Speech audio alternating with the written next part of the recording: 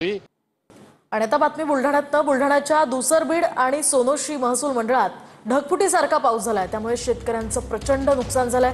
नदी काठावरील शेती अक्षरशः खरडून निघाली आहे। त्यामुळे हातातोंडाशी आलेला घास निसर्गानं हिरावून घेतलाय।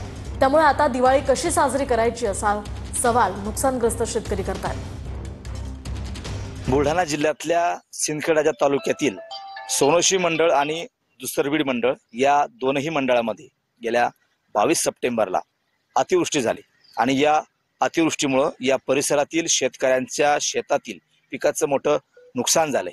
आपण बघू शकतो, मी सध्या सोनोशी मंडळातील या शेतामध्ये आहे। आपण जर पाहिलं तर 22 तारखेपासून म्हणजे आज जवळपास 3 दिवस उलटून गेले, अद्यापही या सोयाबीन शेतामध्ये पाणी साचलेलं आहे। गुडघाभर पाण्यामध्ये सोयाबीन जी आहे ती सध्या या ठिकाणी दिसते आपल्याला।